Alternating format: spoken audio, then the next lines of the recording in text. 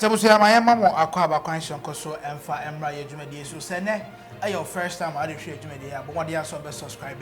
But like you watch enough of floor and so and be actually a transia, a purely politics, and your man, I also my concrete Ghana, I find one yourself more near transia for yeti and one uncommon.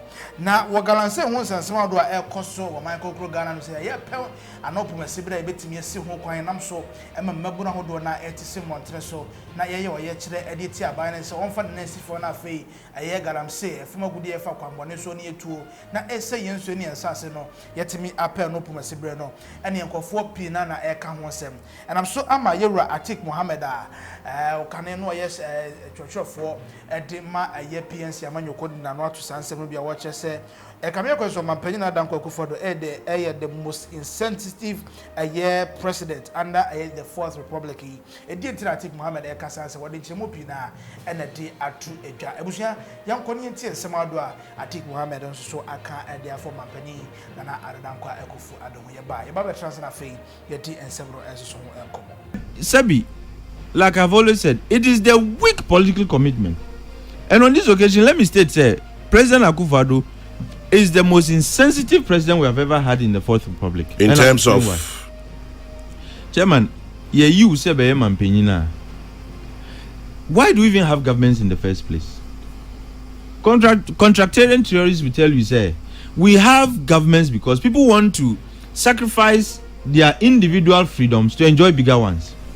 And to say so that it is our well-being and otherwise why? In the state of nature, nobody, when there was no government, nobody really cared. It was every man for himself. And then we say, look, in the state of nature, life is brutish and obia look, what has here? You have no recourse to any justice and so on. Until to ensure your well-being. Your welfare. Chairman, this is affecting our welfare. Yes, swap frame and penny say, Adia air cost we emboying Yanka say ban small scale mining. But the call is to suspend it in the meantime. And do what? Very good. Then we come up with a roadmap that will ensure responsible and sustainable mining. Interesting. Before you continue, Minyabi or your mining engineer, all about explosives. Yeah. Or say, just to buttress your point, yeah. Or say, Kwame, you know I used to live in Takwa. One day, one of these Galamsey boys, not knowing my background, actually pulled explosives from his room in his house. Just to come and show me and to show off that he had explosives or bits media ejuma. Kwame, trust me, you guys are sitting on radio and sometimes you don't know what is happening on the ground. These guys operate indiscriminately. Yes. Not knowing the impact of their actions. Because or say, just to buttress the point by Atik on explosives. Exactly, because the law says they can purchase explosives. Meanwhile, the PNDC law prohibited them from doing so. And we've amended our law by 3 times.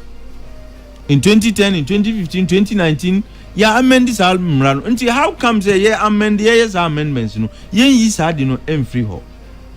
And Chairman, I'm going back to the issue about the insensitivity of the president. Look, organized labor, civil society, even members of your own party, are not comfortable.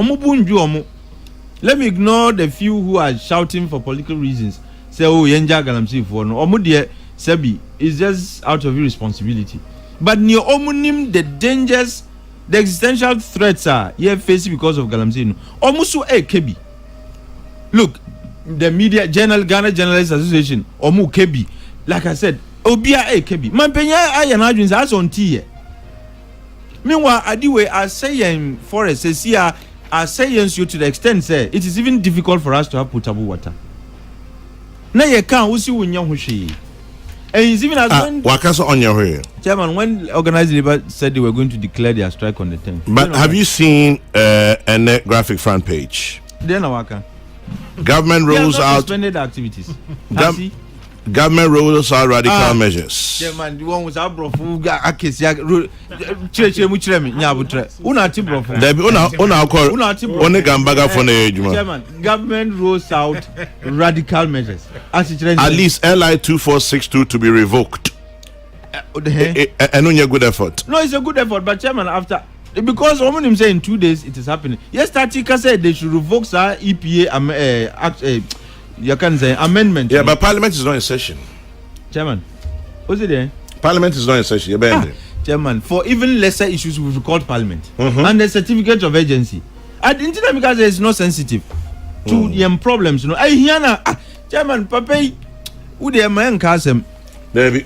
What has here? And if he really were bothered about near air high end, any suffering, Uncle Wade the very day now, you started to say, I can't watch Uncle Wade, Chum crowded rather.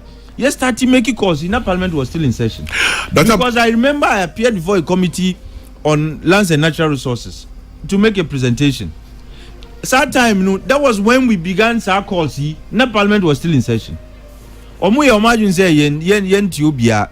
Now the other issue is Chairman.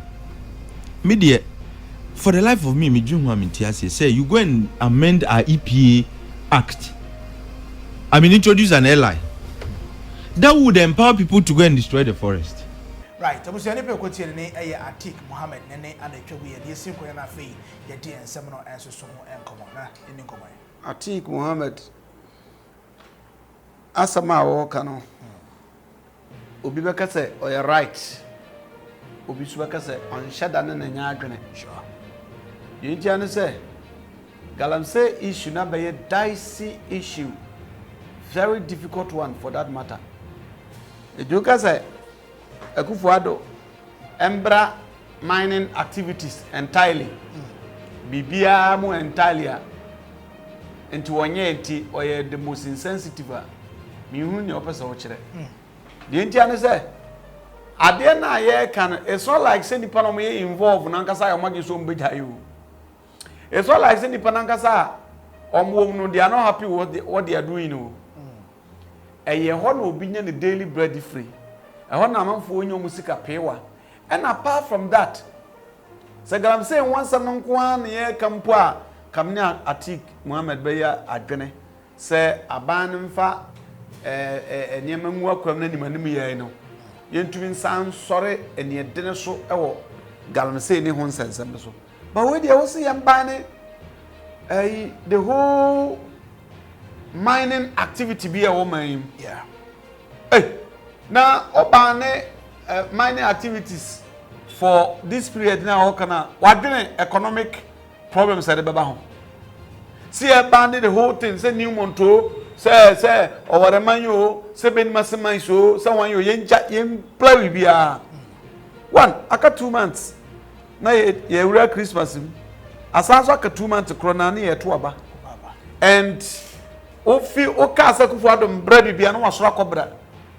Oh, radio Suka say so easy. Because Brunibi say it is easier said than done. Sure. So what do I know doing they being well? BB say ba as a president or as a leader, you need to have consultations with people. Omampeni da mama krana onia kunwa so no a opa kunwa so abampo no. Nas asabe no aka fa mine ho. Ayi galamse ho.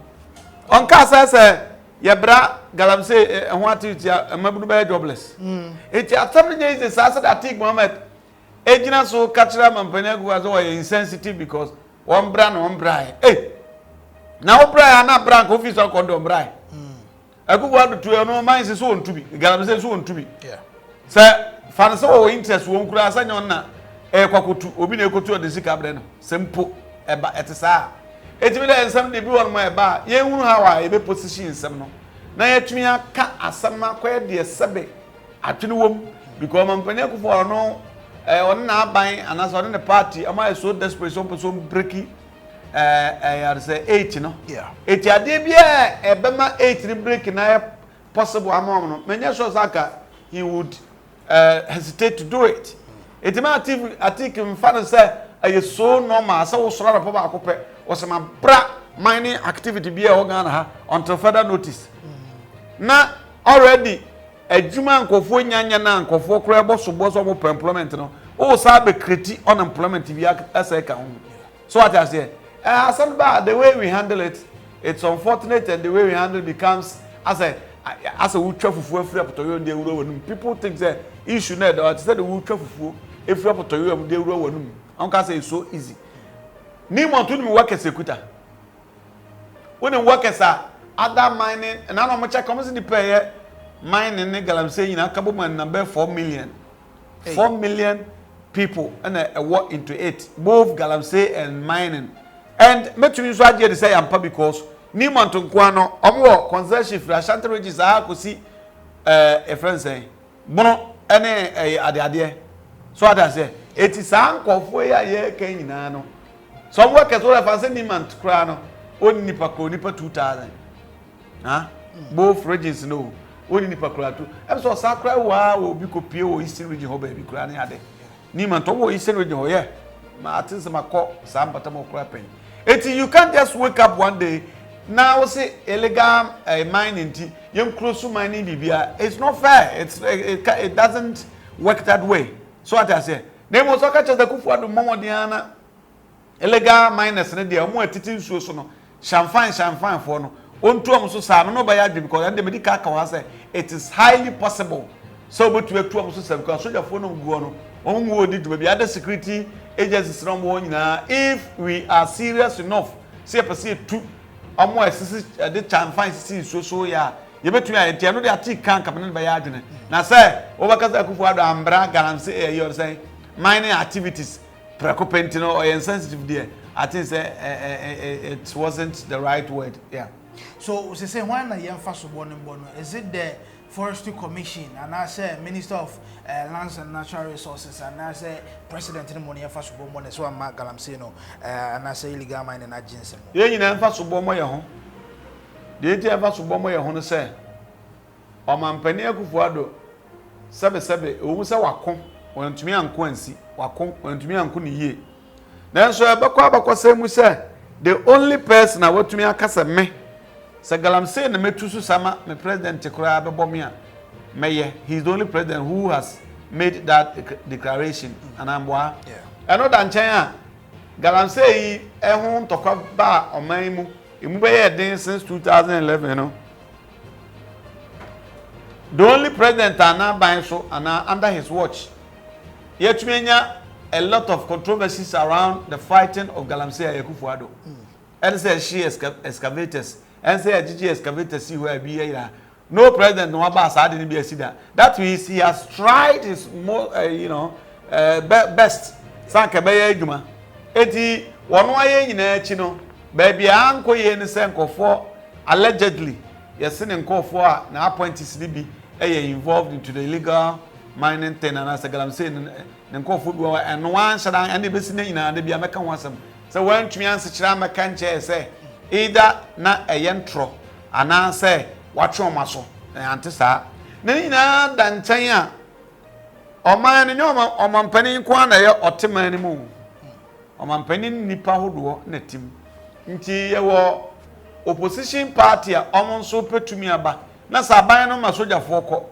ekopam no nso kosi sojafo na chi eka cho montoma ne ba mmo ya there now you are creating enmity between galamseyers and then the government na so no so akwakofa akoye eyi eti asam de obisa be say hwan ne yemfa so bomo na we are all at blame we are all at fault because say me come one now so o sechire mu a yebekọ enso yebesansan echi aba the blame there ye nyina we all stand accused Nigeria na United Arab Emirates omobre Ghana $30 million among Famboa, a forestry commission in Famboa, and prevented that insurance one a forest, Do you think that can omit me at the preventing send a more pen on one and as a bit me a woman Percy Kutias Galamsey for a assassination and Ogashen is it on the bay and not on between the air? There are two things. I'm on the bay and so between the no and near me a contract. United Arab Emirates for no and then a ban sign said this is the problem or the challenges I use a move facing. I had a buying the proposal called J and answer United Arab Emirates for them who say how or my new community. To say, dear, how many say, dear, Mombaji is Catamo de Quena Modi and Nana.